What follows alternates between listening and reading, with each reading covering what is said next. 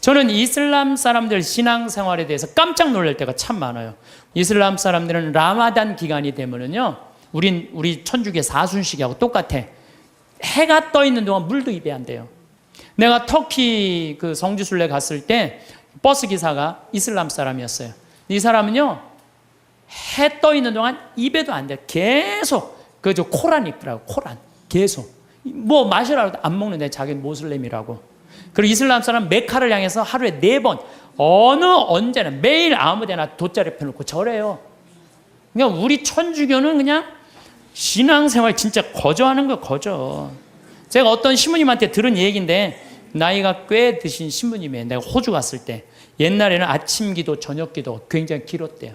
조가 만과, 찰만자 써갖고 만과, 아침 조가 만과.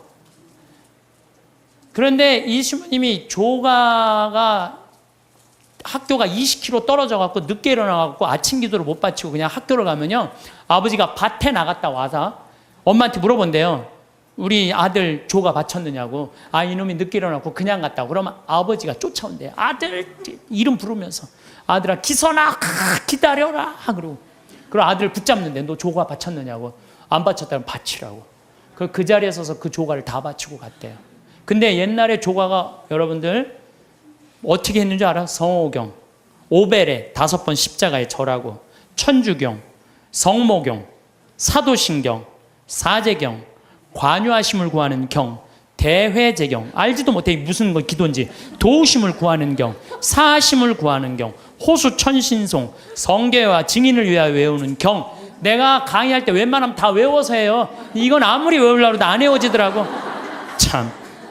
그 다음에 야수 성명도움. 옛날엔 예수님을 야수라고 그랬어요. 예수 성심 호칭기도, 성모를 찬송하는 경, 천주 10개, 성교 사규, 봉헌경. 이게 아침 기도였대. 요즘 주기도 봉기도 아침 기도잖아요. 이것도 우리는 안 하잖아요. 근데 옛날에 이걸 다 아침에 일어나서 했다는 거예요. 만과, 성호경, 성령 강림송, 죄를 알게 하심을 구하는 경, 고제경, 과유하심을 구하는 경, 사하심을 구하는 경, 소외제경, 호수천신송, 성모 덕서 도서 소도문, 형제 친척 친구 은인을 위하여 외우는 경, 죽은 모든 이를 위하여 외우는 경, 삼덕송, 오사례 5가지 감사송, 천주께서 기르시고 돌보시는 은혜, 강생 구속의 은혜, 죄를 사해 주시는 은총의 은혜, 성교회로 인도하시고 천국으로 이끄시는 은혜. 이걸 외우고 잤다는 거예요. 옛날에 조가 만과. 요즘은 신앙생활 해는 건지 아닌 건지 모를 때 너무 많죠. 그리고 이 집은요, 형제가 7형제였는데 묵주가 9개가 내려오지 않으면요 잠을 안 재웠대요. 묵주기도 5단을 바치고 잤다는 거예요. 참. 근데 내가 이걸 어디 가서 강의를 하니까요, 안양 중앙성당에 가서 강의를 하니까 한 50분 된 정말 아주 참하고 예쁜 자매가 와서, 신부님 그 오빠가 우리 오빠예요 그러더라고요. 근데 그 자매 하는 말이 자기 자모회장을 한대요. 그죠? 신부가 2, 수녀님 1 나왔다는 거예요. 그 나머지 형제들도 다 성당에서 봉사를 한다는 거예요. 하느님 일을 하는 집은요 달라요. 그리고 축복을요 30배, 60배, 100배의 축복을 받아요. 하느님 일하는 집은. 하느님을 까먹고 사는 집들 있죠? 나중에 반드시 감옥에 가요. 봐요. 요즘 감옥에 가는 사람들 봐요. 아무리 잘 나가도요 하느님 까먹고 그냥 자기만 하는 사람, 반드시 가는 건 아니지만은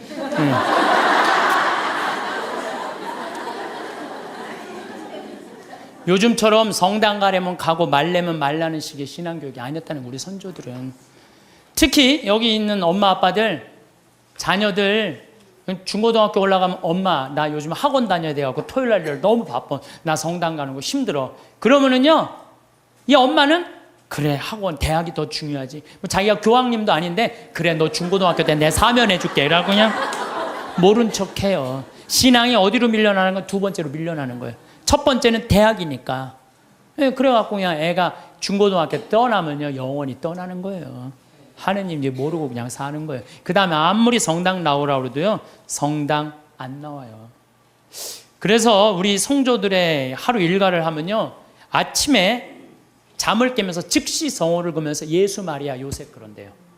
눈 뜨면 뭐라, 예수 마리아 요셉 그래. 눈 뜨면 예수 마리아 요셉. 나도 신학교 때 내가 신학교 때 아침 기상종을 쳤어. 내 목소리가 크니까 기상종을 치면서 내가 베네디카무스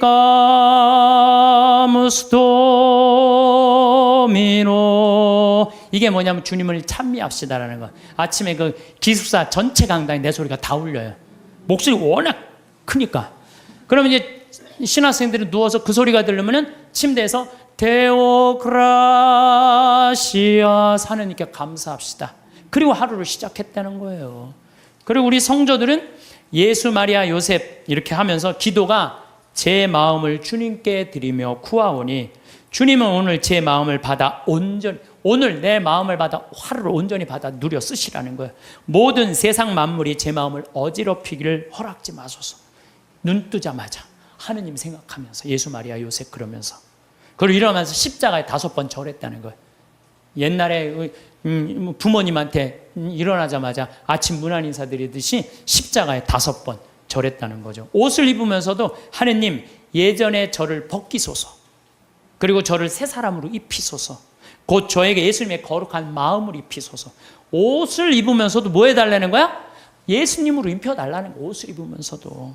더욱이 세수하면서 더 기가 막혀. 하느님 저는 제 육신을 씻으니 청컨대 주님은 제 영혼을 씻으시고 제 마음을 깨끗하게 하시고 제 영혼에 더러운 것을 없이 하시고. 씻으면서도 나는 육신을 씻으니 하느님은 뭘 씻어달라는 거야? 내 영혼을 씻어달라. 나는요 사실 이렇게 목욕을 좋아해요. 우리 암 환자들은 뜨거운 게 좋대요. 42도가 넘는 게.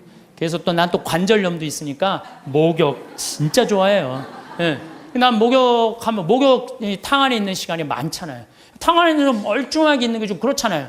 근데 목욕탕에 있으면서 묵주기도를 항상 해요. 그래서 난 묵주기도를 하면서 참 미안했어요. 빨개 벗고 묵주기도 하는 게 미안했어요. 성모님한테도 미안하고 예수님한테도 미안하고. 근데 내가 이거를 구산성지 신부한테 들으면서요, 아, 우리 성도들은 세수를 하면서도 나는 내 영혼을 씻으니, 육신을 씻으니 당신은 영혼을 씻어. 나 그러면서 그때부터 안 미안했어요. 내가 이 영혼이 깨끗하고. 나 오늘 아침에도 여러분들 강의한다고 목욕했어요. 아침에 고통의 신비 5단에서 오늘 저 화요일이잖아요. 너무 좋아요. 마음이 차분한 거예요. 기도를 하면은. 우리 얼마나 좋아요. 얼굴을 씻으면서도 나는 내 육신을 씻으니 당신은 내 영혼의 더러운 것을 없이 하여 주소서. 식사할 때는 사도 바오로처럼 너희들은 먹거나 마시거나 혹은 다른 일을 행하거나 다 하느님의 영광을 위하여 돼. 우리 주 예수 그리스도를 통하여. 여러분 오늘 곤드레 밥 먹으면서 뭐라 그래? 내가 먹거나 마거나 다 누구를 위해서? 하느님의 영광을 위해서. 이야, 웬 곤드레 그냥 막 먹고 그냥 아무 생각 없이. 내가 먹는 이 힘도 다 누구를 위해서 쓰는 거? 하느님의 영광을 위해서 쓴다. 하느님의 영광을 위해서. 야, 나는 우리 선조들 이렇게 사는 모습을 보면서 정말 반성 많이 했어요. 그리고 일할 때 제 본분을 다하여 생활하면 저를 위함이 아니라 하느님을 위하며, 재물을 탐함이 아니며 교만함을 위함이 아니며 쾌락을 도모함이 아니라 겸손과 공로와 순명함을 위하며 땅에서 갚음을 바라지 않고 하늘에서 갚음을 바라나이다. 일을 하면서도 그 잘 때 제 영혼을 주님 손에 드리나이다. 거룩한 죽음을 맞게 하소서. 성도들은 하루 종일 하느님 속에서 살았다는 거예요. 그래서 내가 신학교 때 우리 신학생들이 모여갖고 한번 얘기해. 야, 우리 하루 성호 몇 번 긋냐? 하루 성호를 몇 번, 57번을 긋더라고. 하루 종일. 일어나서 긋죠? 아침밥 먹을 때 4번 긋죠? 그렇잖아요. 주님, 성부와 성자 성 주님 은혜로 내려주신 의식을 강복하소서. 성호 또 긋잖아요. 다 먹고 전능하신 주님을 참여합시다. 그리고 그냥 세상을 떠난 모든 교우들이 천재자비하시면 평안히 또 그 4번 긋잖아요. 밥 3끼만 먹어도 12번을 긋는 거예요. 12번. 그렇죠? 근데 우리는 어떻게 해요? 먹을 땐 긋는데도 또 먹고 나면 또 안 긋는 사람들 많아요. 네. 먹고 나면 안 긋는 사람들 많아요. 그 다음에 신학교 때 아침 성물 때 긋죠. 주가리안 노래할 때 긋죠. 강복 받을 때 긋죠. 미사할 때 긋죠. 미사할 때 복음할 때 3번 긋잖아. 조그만 거 이렇게 3번. 네, 3번. 끝날 때 이것만 해도 5번, 10번입니다. 수업 시작할 때 긋고 끝날 때 긋고. 신학교는요, 체육 시작할 때도 가요. 운동할 때도 긋고. 간식 먹을 때도 거. 요즘 어떤 신부님은 1,000원 이하는 긋지 말라. 1,000원 이하도 거요. 네, 1,000원 이하도 그세요. 1,000원 이하도 그셔. 그래갖고 정말 나는 우리 지금 500만 천주교 교우들이요, 밥 먹을 때, 그리고 지나가면서 불쌍한 사람 볼 때도 없고, 만약에 누구 교통사고 나는데 누구 피했으면 아이고 감사합니다 긋고, 그리고 여러분들 운전할 때, 탈 때 긋고, 내릴 때 감사하다고 긋고, 이것만 거도요 최소한 30번 이상은 커요. 성어를 많이 금은 글수록요, 이거 내가 누구 자식이라는 거야? 하느님의 자식이라는 거예요. 루카복음 12장 8절에 보면 내가 너희에게 말한다. 누구든지 사람들 앞에서 나를 안다고 증언하면 사람의 아들도 하느님의 천사들 앞에서 그를 안다고 증언할 것이다. 근데 여러분들 밥 먹을 때 남들이 보면 성당 안 다니는 친구들이 있으면 성어 긋는 거 좀 창피하잖아요. 그러니까 안 거. 그러면 안다고 증언하는 거 아니잖아요. 그럼 예수님도 하느님 천사 앞에서 안다고 증언할 것 같아요? 안 할 것 같아요? 증언 안 해. 그세요, 자신 있게. 한 번 긋고 두 번 그으면요 점점 자신 있어져요. 그세요. 미안할 거 하나 없어요. 왜? 하느님 꽉 붙잡고 살려면 어떻게? 거야 돼요. 그 긋는 사람이 죽을 때 가슴에 뭐가 있는 사람들이야? 여건 있는 사람들이야. 그런 사람들 죽을 때 어떻게 주소가 씩 웃으면서 죽을 수 있는 거예요. 근데 그냥 밥 먹을 때 미안하다고 안 긋고, 다른 친구들한테 창피하다고 안 긋고, 성당도 나가고, 나갈 날 안 나갈 날 안 나가고, 이런 사람 죽을 때 불안해요. 초조하게 죽는단 말이에요. 하느님 꽉 붙잡고 사시면서 정말 여건에, 가슴 안에 있는 여건 찢지 마세요. 찢지 마시고 꼭 간직하다가 여러분들 언제 어느 순간에 돌아가셔도 난 이제 어디 간다? 하느님 아버지 집에 간다. 그런 분들은 절대 죽음이 우리를 불안하게 안 한다는 거예요. 신부님, 이렇게 신앙 강요하다가는요 우리 집 자식들 다 가출합니다. 다 가출합니다. 요즘 시대가 어느 시대인데 그렇게 물론 우리가 신앙교육을 잘못하는 게 있어요. 유대인들은요 삶과 신앙을 분리하지 않습니다. 제가 작년에 이스라엘 갔다 왔을 때 이스라엘에서 초청을 했으니까 보통 성지순례 갈 때는 성지순례 온 사람들끼리만 묶어갖고 호텔로 가잖아요.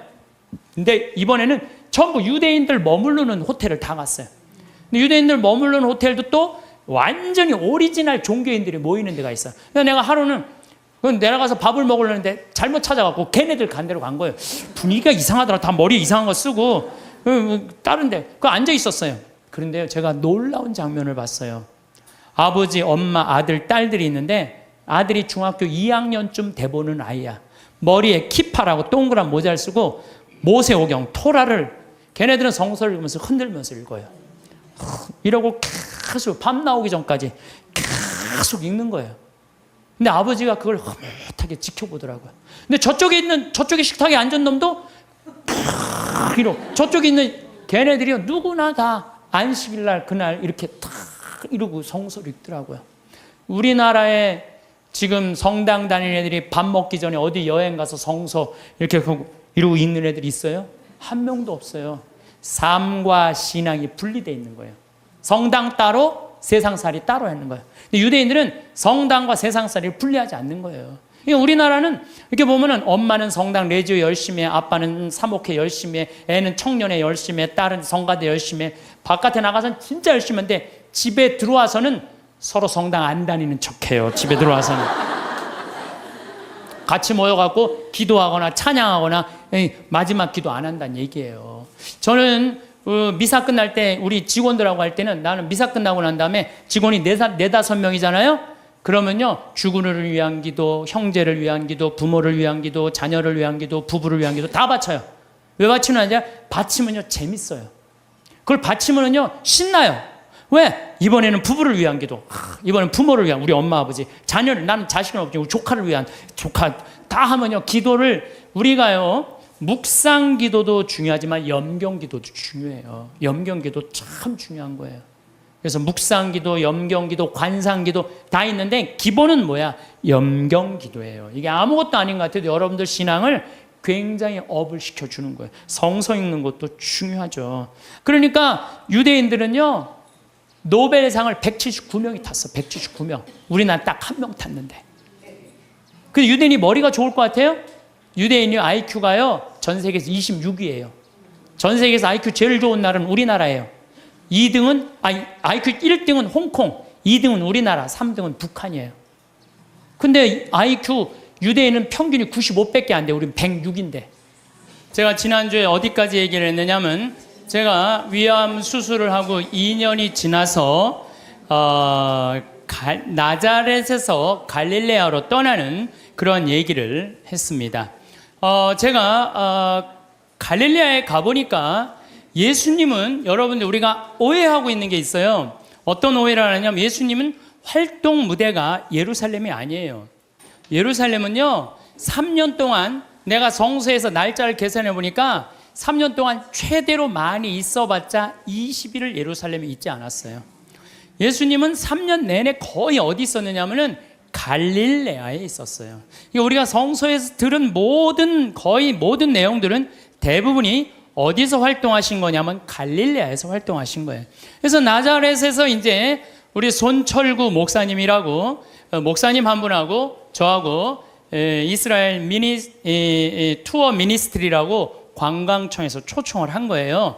예수님이 가신 60km를 복원을 해놨으니 한번 걸어봐라. 이제 그리고 이제 평화방송하고 이 기독교 방송하고 저하고 우리 목사님하고 이제 갔죠.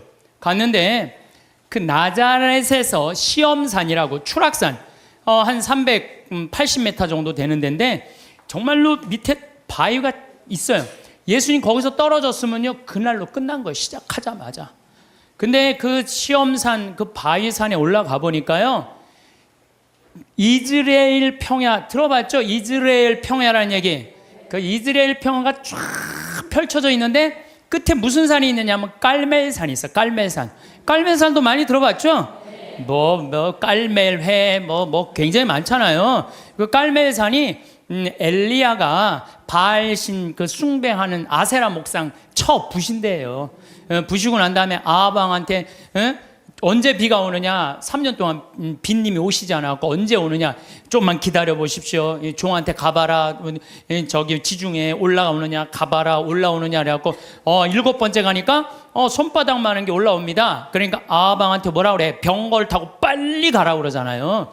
그 이스라엘 평야가 그 시험산에 가보면 쫙 펼쳐져 있어요. 그러니까 예수님이 이렇게 자란 동네 나자렛은요 성서의 내용이 다 펼쳐져 있는데 앞에는 나인이란 동네. 나인이란 동네는 뭐예요? 과부의 아들 살리는. 그냥 과부의 아들이 죽어가니까 예수님은 그 동네 사람이니까 불쌍해갖고 살려주고. 그러니까 거기 나자렛에 가보니까요 성서가 꾸며낸 얘기가 아니고 그냥 현장에서 그냥 들리는 거야. 나하고 우리 손철구 목사님이 완전 제자가 된 기분이야. 제자가 된 기분. 그래갖고 그냥 예수님이 이제 쫙 펼쳐서 가자. 이제 나도 이제 제자들처럼 예수님 따라간 거죠. 갈릴레아 호수까지. 그런데 가다가 보니까 60km 내내 무슨 꽃만 있느냐면은 우리 여러분들 유채꽃 알죠? 유채꽃 같은 노란 겨장꽃이 65km 내내 길에 못밖에 없어. 겨자꽃밖에 없는 거야. 겨자. 근데 예수님이 본 꽃이라고는 겨자꽃밖에 본 게 없어요. 그러니까 제자들한테 비유로 할 얘기는 못밖에 없어. 겨자 얘기밖에 할 게 없네요. 겨자. 그러니까 성서에 뭐라 그래? 겨자 씨는 어떤 씨앗보다도 작지만 자라면 어떤 풀보다도 커져서 나무가 되고 하늘의 새들이 와서, 제가 재보니까 3m가 넘어요. 그 유채꽃 같은 게 쫙 새들이 그냥 나하고 목사님하고 들어가 봐갖고 정말로 뭔가 깃드냐 그랬더니 새들이 와갖고 하고요. 성서가요 그냥 전한 얘기가 아니에요. 현장에 있는 그 얘기를 그대로 한 거예요. 그래서 또 뭐라 그래요? 나는 내가 강의할 때 핸드폰으로도 한 번도 신경질을 부린 적이 없어. 내가 네. 한 번은 여기 내 앞에 강의를 들으러 오신 분이에요. 강의를 들으러 오신 분인데 핸드폰이 울리더라고요. 근데 내가 그날따라 그분이 마음이 딱 너무 예쁘게 생겨갖고, 나도 이쁜 여자한테 약해요. 할머니인데 너무 예쁘게 생겼어. 걱정하지 마시라고. 나도 어떨 때 강의하다 보면 내 바지에서 핸드폰이 울린다고. 걱정하지 마시라고. 근데 그분이 내 책 사인 받으러 사무실에 내려왔는데요, 그분이 내 강의를 듣고 개종을 한 거예요. 예비자 교리를 나가는 거예요. 근데 내가 그 자리에서 혼을 냈으면 대전에서부터 오셨다는데 얼마나 상처를 입었겠어요. 사람이요 말 한마디에요 사람을 살리기도 하고 죽이기도 하는 거예요. 근데 그날따라 왠지 위로를 하고 싶더라고. 걱정하지 말라고. 나는 내 강의 때 핸드폰을 한 번도 신경질 안 부려요. 까먹을 수도 있는 거지 뭐 그걸 갖고 신경질을 부려. 그러니까 마태복음 17장 20절에 이런 얘기가 나와요. 너희가 겨자씨 한 알만한 믿음이라도 있으면 이 산더러 여기서 저기로 옮겨가라 하더라도 그대로 옮겨갈 것이다. 그러니까 예수님이 그냥 본 거라고 못 뺄 게 없어? 겨자꽃밖에 본 게 없냐. 그러니까 비유로 겨자꽃. 예수님이 겨자는 얘기를 괜히 한 게 아니구나. 그래갖고 우리가 또 꽃을 그 열매를 해보니까 씨가 우리 제일 조그만 뭐라 그래 좁쌀보다도 훨씬 깨보다도 훨씬 작아요. 근데 이게 자라갖고 3m. 그러니까 제자들이 이해가 돼요 안 돼요? 이해가 되는 거예요. 2000년 지난 나도 이해가 되더라고요. 또 내가 3월 말서부터 4월 달부터 걷기 시작했는데 아네모네 꽃이 정말 아름다워요. 여러분들 성지순례 예루살렘으로 갈 거 없어요. 가려면 어디로 가야 돼? 갈릴레아를. 갈릴레아는요 북쪽이에요. 북쪽. 예, 남쪽. 예루살렘은 남쪽에 있고요. 예, 이 갈릴레아는 여기 사해가 있고 그 위에 예루살렘이 있어요. 여긴 예수님 활동 지역은 갈릴레아예요. 갈릴레아는요 학자를 만들고 싶으면은 예루살렘으로 보내고 돈을 벌게 하고 싶으면 갈릴레아로 가요. 여기는 완전히 옥토예요. 옥토. 경치도 얼마나 좋은지 몰라요. 천국이 따로 없어요. 그러니까 여러분들 맨날 성서 그냥 여기서 뒤져봐야 이해 안 돼요. 집에 있는 반지 팔아서 가보셔요. 네. 현장에 가는 게 중요해요. 현장에. 제발 성지순례 좀 가세요. 성지순례도 내가 말하듯이 가슴이 떨릴 때 가야지 다리가 떨릴 때 가면 안 돼요. 아이 참. 아니 여러분들 우리가요 성서 예수님 하느님 나라는요 멀리 있는 게 아니야. 내 현장에 있어. 현장에. 근데 백날 돈 아까워서 거기 예루살렘 갈 거 없어. 갈릴레아만 가면 된다니까. 갈릴레아. 내가 내년 2월 달에 갈릴레아 또 가요. 네. 은혜가 너무 많아요. 왜? 예수님의 그 말씀 밀 얘기도 마찬가지야. 루카복음 6장에 보면 제자들이 안식일에 밀 이삭을 뜯어 먹어야 돼. 손으로 이렇게 비벼 먹었다 그러잖아요. 그래서 나도 밀밭에 들어가고 비벼서 먹어봤어요. 정말로 싱그럽고 맛있더라고요. 그러니까 이래서 제자들이 밀 뜯어 먹다가 혼났구나 이 이방인들한테. 그 다음에 씨 뿌리는 사람 비유 루카복음 8장 11절 길밥, 돌밭, 가시덤불 가보니까 거기 화산 폭발지대가 있더라고요. 그러니까 거기에 보니까 화산 폭발이 있으니까 길밭도 있고 화산재들도 모아갖고 이렇게 길로 이렇게 해놓은 거 있잖아요. 우리 제주도에 가면 돌담길 그거 해놓은 똑같이 해놨어요. 돌담길. 그러니까 예수님이 이렇게 보다니까 이 밀도 길밭에 뿌려지는 거, 돌밭에 뿌려지는 거, 좋은 밭에 뿌려지는 거. 그러니까 예수님이 이렇게 길을 가면서 그 자리에서 다 가르친 거예요. 그 있는 장소를 그대로 보고. 완전히 내가 제자들. 나는 주님과 나는 함께 걸어가며 지나간 이를 속삭입니다. 손을 맞잡고 친구들을 따라 친구가 되어 걸어갑니다. 손을 맞잡고 산과 들을 따라 친구가 되어 걸어갑니다. 이게 아주 성서에 나오는 성가랑 그대로 주님 손을 맞잡고 산과 들을 걸어가는 거야. 참 좋더라고요. 정말로. 그런데 더 기가 막힌 건 예수님은 넓은 길로 안 다니셨어요. 왜 넓은 길로 안 다니면 넓은 길은 로마 사람들이 깔아놓은 거야. 로마가 예수님 탄생 57년에 유대를 정복해요. 예수님 탄생하기 57년 전에 이미 로마 사람들이 유대를 정복해갖고 넓은 길을 깔아놓은 거야. 그러니까 유대인들은 로마 길로 안 다녔어. 다니면 세금을 내야 되고. 예수님은 산골짜기 길만 좁은 길로만 다녔어요. 그래서 예수님이 넓은 길 알레르기가 있어. 넓은 길 알레르기.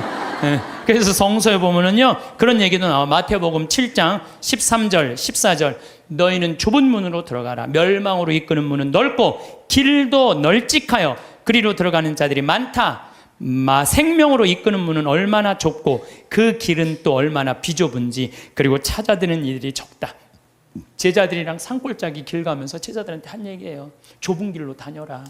이 길이 바로 구원의 길이다. 그 다음에 또 다볼산에 가보니까요 정말로 예수님이 다볼산 어떻게 거룩한 변모한 데 아니에요? 그런데 다볼산은요, 나잘에서도 보이고 나인에서도 보이고 30km 떨어진 갈릴레아에서도 보여. 다 보여. 그래서 이름이 다볼산이야. 어떻게 이름도 그렇게 잘 졌는지 몰라. 아니 2000년 전에 어떻게 이름을 다볼산으로 줬어. 다볼산이 588m예요.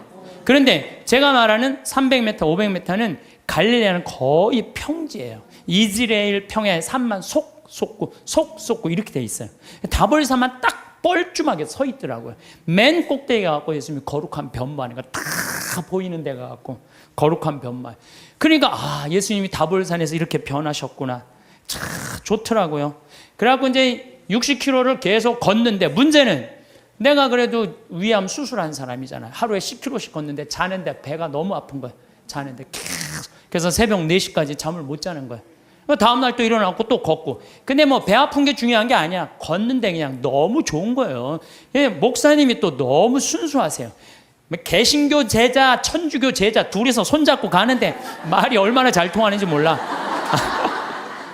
원래 서로 말 안 통하잖아요. 근데 너무 잘 통하는 거예요, 목사님하고. 그런데 이제 어느 정도 도착을 했는데 나자렛이 아래쪽에 있어요. 이렇게 걸어 올라가는 거예요, 북쪽으로. 근데 거의 다 갈릴레아 호수가 막 보이더라고요. 근데 거기에 막달레나라는 지방에를 도착한 거예요.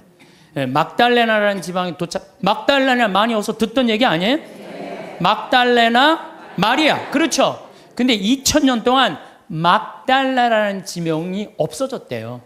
그 막달레나라 성서에는 막달레나가 있었는데 막상 학자들이 찾아가봐도 막달레나가 없는 거야. 그 위에 팔레스타인들이 사는 막달라라는 동네가 사는데 거긴 성서에 나오는 거하고 틀린 거예요.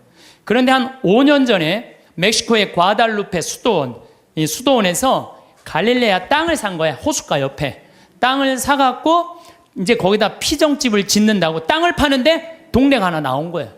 근데 그 동네를 파다 보니까 막달레나라는 지명이 나온 거예요. 그러니까 예수님이 쫙 가다가 여기가 가파르나움이니까 여기 지나갈 수밖에 없거든요.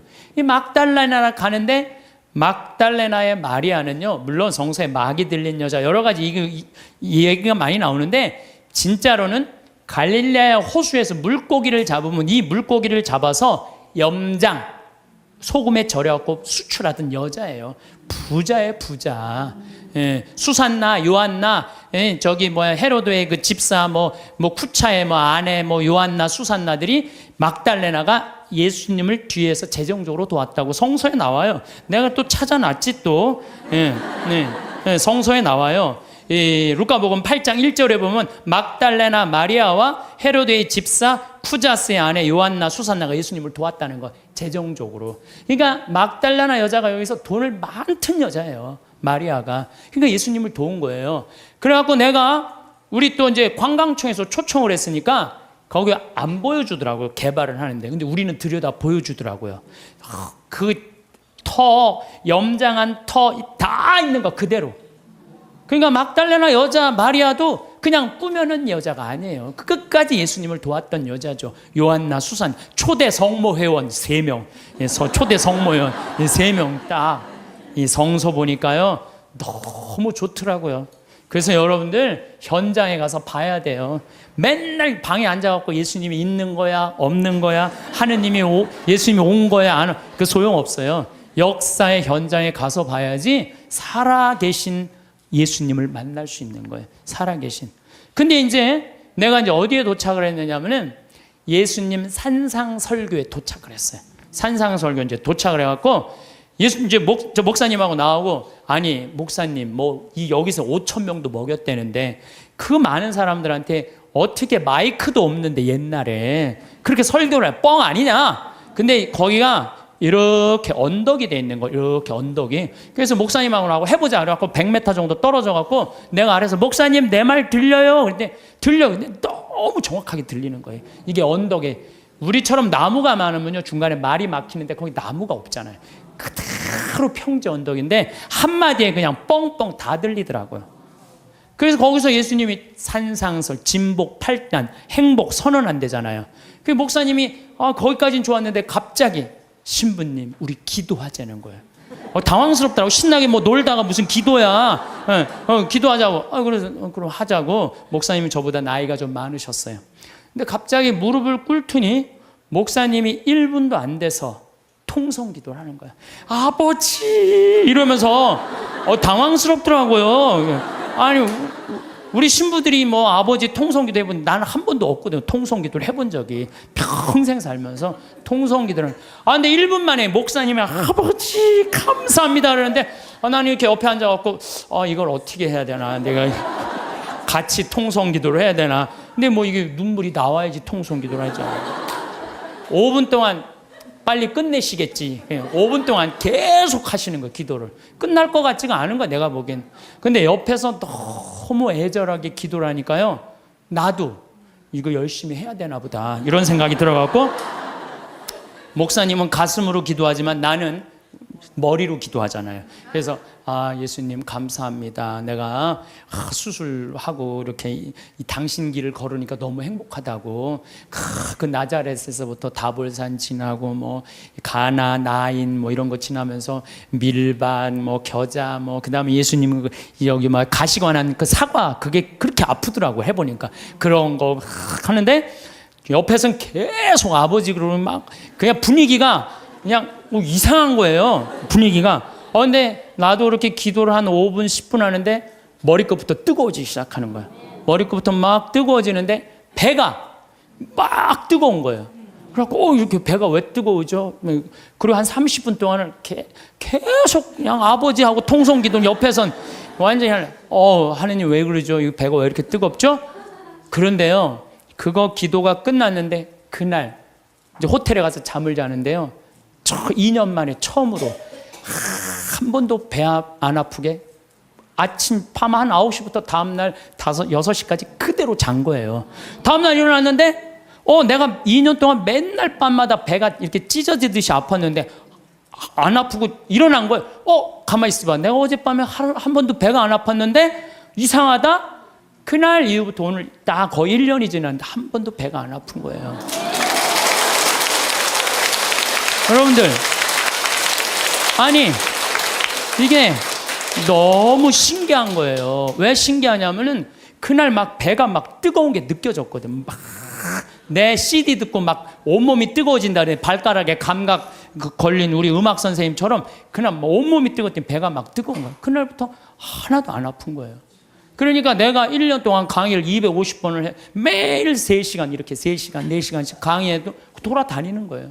그래서 저는요, 그날 목사님 옆에 너무 붙어서 기도한 게 내가 효과를 본 것 같아요. 하느님이 쐈는데, 목사님한테 쐈는데 이게 내가 너무 붙어 있어갖고 잘못 맞아갖고 나한테 온 거야, 나한테.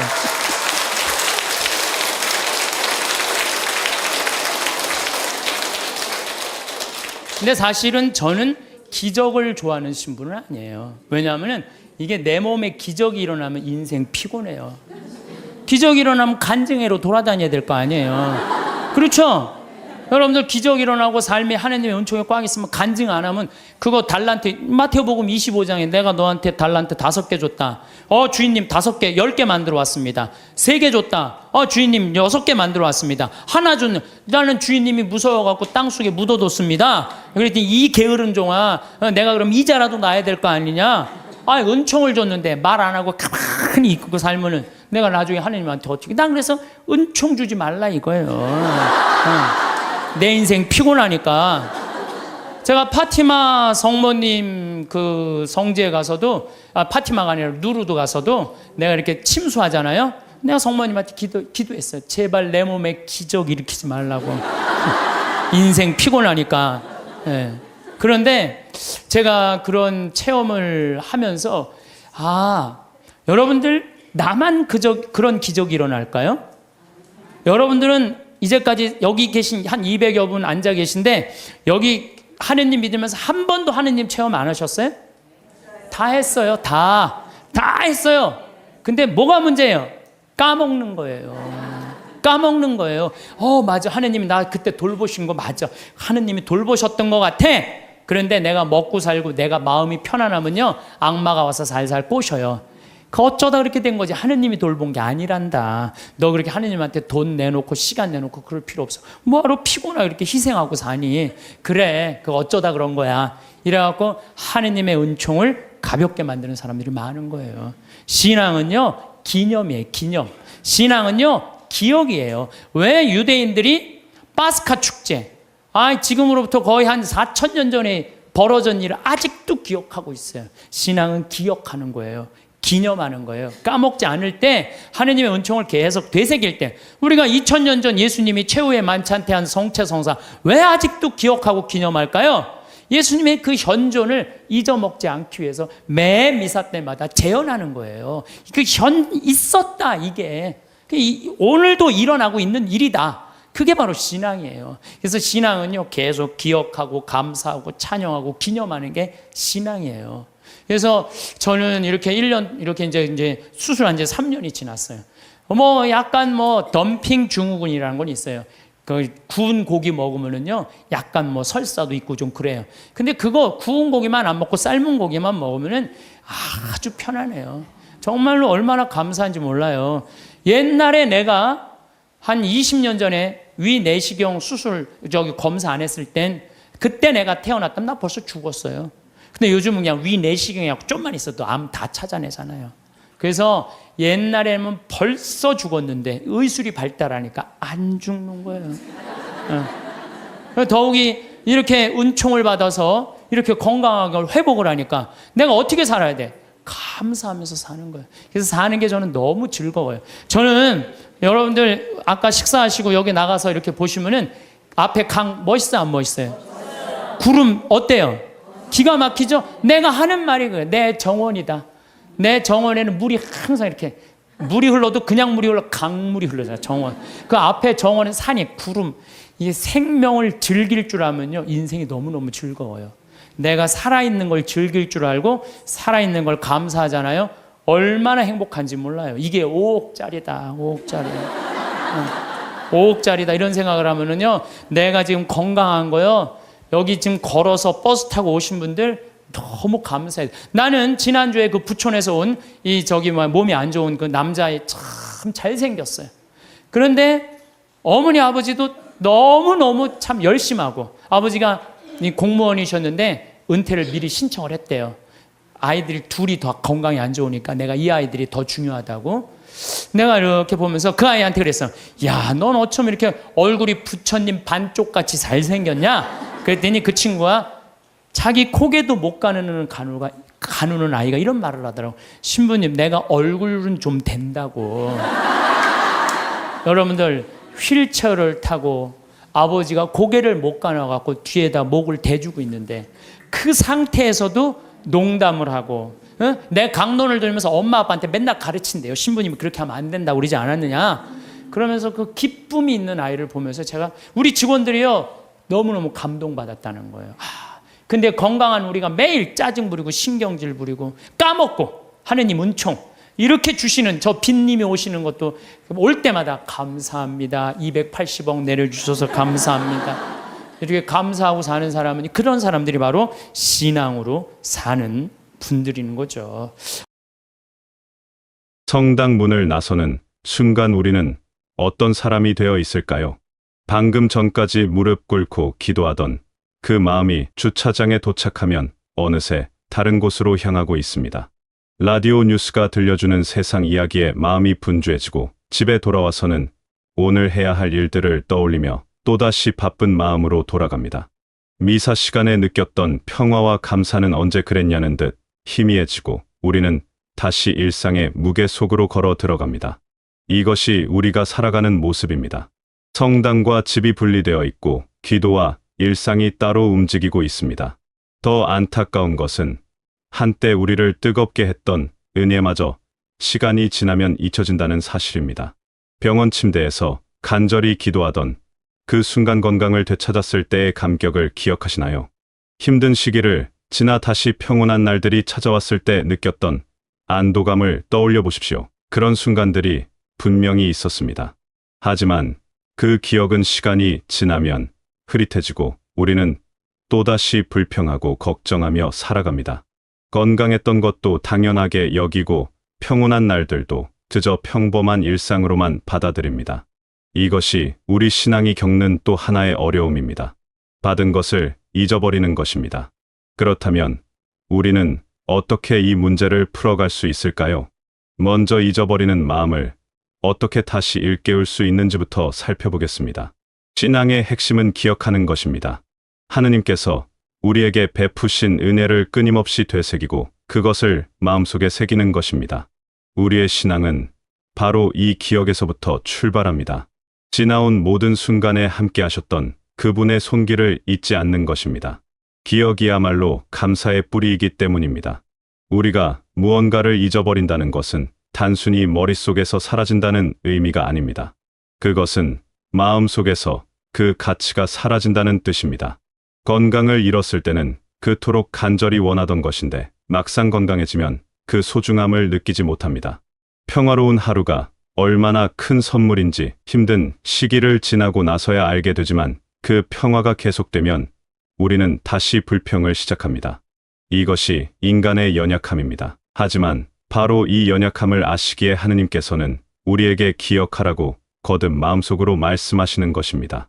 기억한다는 것은 과거에 머무는 것이 아닙니다. 과거의 은혜를 떠올리며 지금 이 순간을 다시 보는 것입니다. 지금 내가 숨을 쉬고 있다는 것 자체가 얼마나 큰 은총인지 깨닫는 것입니다. 아침에 눈을 뜨고 창밖의 햇살을 볼 수 있다는 것, 식탁에 앉아 밥을 먹을 수 있다는 것, 사랑하는 사람과 이야기를 나눌 수 있다는 것, 이 모든 것이 당연한 것이 아니라 하느님께서 주신 선물임을 기억할 때 우리의 하루는 달라집니다. 감사는 특별한 일이 생겼을 때만 하는 것이 아닙니다. 오히려 평범해 보이는 일상 속에서 하느님의 손길을 발견하는 것이 진정한 감사입니다. 지금 이 글을 읽고 계신 여러분은 눈이 보입니다. 글자를 읽을 수 있습니다. 생각할 수 있고 느낄 수 있습니다. 이것들이 모두 얼마나 큰 선물인지 우리는 잊고 살아갑니다. 하지만 한번 상상해 보십시오. 만약 내일 아침 눈을 떴는데 아무것도 보이지 않는다면 어떨까요? 귀가 들리지 않는다면, 다리를 움직일 수 없다면 어떨까요? 그때 우리는 비로소 지금 이 순간이 얼마나 소중한지 깨닫게 될 것입니다. 그러니 우리에게 필요한 것은 새로운 은혜가 아닙니다. 이미 받은 은혜를 제대로 보는 눈입니다. 지금 내게 주어진 것들을 다시 바라보는 것입니다. 매일 반복되는 일상이 지루하게 느껴질 때 한 발짝 물러서서 생각해 보십시오. 이 평범한 하루가 누군가에게는 간절히 바라는 것일 수 있습니다. 병상에 누워있는 이에게는 자유롭게 걷는 것이 소원이고, 외로움에 지친 이에게는 따뜻한 가족이 있는 것이 꿈입니다. 우리가 당연하게 여기는 것들이 사실은 얼마나 큰 축복인지 깨달을 때 감사는 저절로 흘러나옵니다. 이렇게 기억하고 감사하는 마음이 자리 잡으면 우리는 자연스럽게 두 번째 문제로 나아갈 수 있습니다. 바로 신앙과 일상을 분리하지 않고 하나로 사는 문제입니다. 많은 이들이 신앙을 특정한 장소와 시간에만 국한합니다. 성당에 갈 때, 미사를 드릴 때, 기도할 때만 신앙인이 되고 그 외의 시간에는 세상 사람과 다를 바 없이 살아갑니다. 하지만 진정한 신앙은 그런 것이 아닙니다. 신앙은 삶 전체를 감싸는 것이어야 합니다. 우리의 믿음의 선조들은 이것을 잘 알고 있었습니다. 그들은 아침에 눈을 뜨면 가장 먼저 하느님께 감사의 인사를 드렸습니다. 밤새 무사히 잘 수 있게 해주신 것, 새로운 하루를 허락해 주신 것에 대한 감사였습니다. 세수를 하고 옷을 입을 때도 이 모든 것이 하느님의 은총임을 기억했습니다. 밥상 앞에 앉으면 이 음식이 어떻게 내 앞에 오게 되었는지 생각했습니다. 씨앗을 뿌리고 가꾸고 거두어들이는 모든 과정에 하느님의 손길이 있었음을 떠올렸습니다. 일을 할 때도 마찬가지였습니다. 손으로 무언가를 만들 때, 밭을 갈 때, 집안일을 할 때 그들은 그것을 단순한 노동으로 여기지 않았습니다. 하느님께서 주신 힘으로 하느님께서 맡기신 일을 하는 것으로 받아들였습니다. 그래서 모든 일이 기도가 되었습니다. 손을 움직이는 것이 곧 하느님께 드리는 봉헌이었고, 땀 흘려 일하는 것이 살아있는 예배였습니다. 이것이 바로 신앙과 일상이 하나 된 삶입니다. 현대를 살아가는 우리도 이런 삶을 살 수 있습니다. 아침에 일어나 세수를 할 때 오늘도 깨끗한 물이 있음에 감사할 수 있습니다. 식사를 할 때 이 음식이 내 앞에 오기까지 수고한 모든 이들과 자연의 은혜를 생각할 수 있습니다. 집안을 정리할 때 이 공간에서 안전하게 살 수 있음에 감사할 수 있습니다. 산책을 나갈 때 걸을 수 있는 다리가 있음에 푸른 나무와 맑은 하늘을 볼 수 있음에 감사할 수 있습니다. 이렇게 살아가려면 특별한 무언가가 필요한 것이 아닙니다. 다만 지금 하고 있는 일에 조금 더 깨어 있으면 됩니다. 습관처럼 반복하던 일상의 행위들을 의식하며 하는 것입니다. 설거지를 하면서도 이 따뜻한 물, 이 깨끗한 그릇들, 이 모든 것이 선물임을 느낄 수 있습니다. 빨래를 하면서도 입을 옷이 있다는 것, 깨끗하게 빨 수 있는 환경이 있다는 것에 감사할 수 있습니다. 청소를 하면서도 내가 머물 집이 있다는 것, 정리할 물건들이 있다는 것에 고마움을 느낄 수 있습니다. 이런 마음으로 하루를 살아가면 모든 순간이 거룩해집니다. 성당 안에서만 거룩한 것이 아니라 집도 거룩한 공간이 되고 부엌도 기도의 장소가 됩니다. 밥을 짓는 것이 미사 봉헌과 다르지 않고 설거지하는 것이 제대를 닦는 것과 같아집니다. 왜냐하면 그 모든 것을 하느님께 드리는 마음으로 하기 때문입니다. 이것이 바로 성당과 집이 하나가 되는 길이고 신앙과 일상이 분리되지 않는 삶입니다. 물론 이렇게 사는 것이 쉽지만은 않습니다. 우리는 금방 잊어버립니다. 아침에 감사하며 일어났다가도 점심때쯤 되면 짜증이 나기도 합니다. 기도하는 마음으로 일을 시작했다가도 어느새 불평하는 마음이 올라오기도 합니다. 하지만 괜찮습니다. 중요한 것은 완벽하게 사는 것이 아니라 계속해서 돌아오는 것입니다. 잊어버렸다면 다시 기억하면 됩니다. 분리되었다면 다시 하나로 모으면 됩니다. 이것이 신앙생활입니다. 넘어지지 않는 것이 아니라 넘어져도 다시 일어나는 것입니다. 잊지 않는 것이 아니라 잊어버려도 다시 기억하는 것입니다. 그 과정을 반복하면서 우리는 조금씩 성장합니다. 처음에는 하루에 한 번 감사하던 것이 2번, 3번으로 늘어나고 처음에는 한 가지 일에만 집중하던 것이 여러 일로 확장됩니다. 이렇게 천천히 조금씩 우리의 삶 전체가 뒤도로 채워지고 감사로 물들어갑니다. 그리고 신기한 일이 벌어집니다. 과거의 은혜를 기억하며 감사하는 마음으로 오늘을 살아가면 오늘 또한 감사의 제목으로 가득 차게 됩니다. 아침에 눈 뜬 것에 감사하며 하루를 시작하면 그날 하루 동안 만나는 작은 일들도 새롭게 보입니다. 평범한 식사가 특별한 선물로 느껴지고 익숙한 풍경이 아름다운 축복으로 다가옵니다. 그렇게 오늘이 감사로 채워지면 내일 아침에도 감사하며 일어나게 됩니다. 어제의 감사가 오늘의 감사를 낳고 오늘의 감사가 내일의 감사로 이어집니다.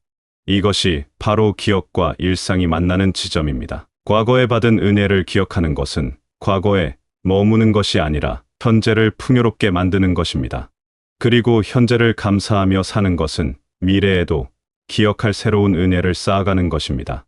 이렇게 과거와 현재와 미래가 감사로 연결될 때 우리의 삶은 하나의 긴 기도가 됩니다. 시작도 없고 끝도 없는 끊임없는 감사의 기도가 됩니다. 그러니 오늘부터 작은 것 하나라도 시작해 보십시오. 아침에 눈을 뜨면 감사하다는 말을 속으로라도 해보십시오. 밥을 먹기 전에 잠시 멈춰 서서 이 음식에 담긴 은혜를 생각해 보십시오. 밤에 잠자리에 들 때 오늘 하루 받은 크고 작은 선물들을 떠올려 보십시오. 이렇게 하루에 몇 번이라도 의식적으로 감사하고 기억하는 시간을 가져보십시오. 그리고 일상의 작은 일들을 하면서도 그것이 단순한 일이 아니라 하느님과 함께하는 시간임을 기억해 보십시오. 설거지를 할 때, 청소를 할 때, 산책을 할 때, 그 순간에 온전히 머물면서 하느님께서 함께하심을 느껴보십시오. 처음에는 어색하고 부자연스러울 수 있습니다. 하지만 계속하다 보면 점점 자연스러워집니다. 그리고 어느 순간 깨닫게 될 것입니다. 신앙과 일상이 더 이상 둘이 아니라 하나라는 것을 말입니다. 가끔은 이런 생각이 들 수도 있습니다. 내가 이렇게 작은 일들에 감사하며 산다고 해서 무엇이 달라질까? 세상은 여전히 복잡하고 어려운 일들은 계속 찾아옵니다. 하지만 달라지는 것은 세상이 아니라 바로 우리 자신입니다. 같은 상황을 바라보는 눈이 달라지고 같은 일을 받아들이는 마음이 달라집니다. 문제가 사라지는 것은 아니지만 그 문제를 대하는 우리의 태도가 바뀝니다. 감사하는 마음으로 사는 사람은 어려움 속에서도 희망을 발견합니다. 고통 속에서도 의미를 찾습니다. 왜냐하면 그는 하느님께서 언제나 함께 하신다는 것을 알기 때문입니다. 과거에도 어려움이 있었지만 하느님께서 함께 하셨고 지금도 힘들지만 하느님께서 떠나지 않으셨으며 앞으로도 그럴 것임을 믿기 때문입니다. 이 믿음이 우리를 지탱하는 힘이 됩니다. 무엇보다 중요한 것은 이런 삶이 혼자만의 힘으로는 불가능하다는 사실을 인정하는 것입니다. 우리는 연약합니다. 쉽게 잊어버리고 쉽게 흔들립니다. 그래서 더욱 하느님의 도움이 필요합니다. 매 순간 하느님께 의지하며 살아가는 것입니다. 기억하기 위해 하느님께 기도하고 일상에서 깨어있기 위해 하느님의 도움을 청하는 것입니다. 그렇게 하느님과 함께 걸어갈 때 우리는 조금씩 변화해 갑니다. 성당 문을 나설 때 신앙을 두고 나오는 것이 아니라 신앙을 가지고 나가는 것입니다. 그리고 집에 돌아와서도 장을 보러 갈 때도 길을 걸을 때도 그 신앙이 우리와 함께 숨쉬고 있습니다. 과거에 받은 은혜가 현재의 감사로 이어지고 그 감사가 내일의 희망이 됩니다. 이렇게 기억과 일상이 하나 될 때 우리의 신앙은 비로소 온전해집니다. 지금 이 순간에도 여러분은 하느님의 사랑 안에 있습니다. 숨을 쉬는 것도 생각하는 것도 느끼는 것도 모두 그분께서 주신 선물입니다. 그것을 기억하십시오. 그리고 그 기억을 바탕으로 오늘 하루를 살아가십시오. 설거지를 하든 청소를 하든 산책을 하든 그 모든 순간이 하느님과 함께하는 거룩한 시간임을 잊지 마십시오. 그렇게 하루하루를 살아가다 보면 어느새 여러분의 삶 전체가 아름다운 기도가 되어 있을 것입니다. 그리고 그 기도 속에서 평화와 기쁨을 발견하게 되시길 바라겠습니다.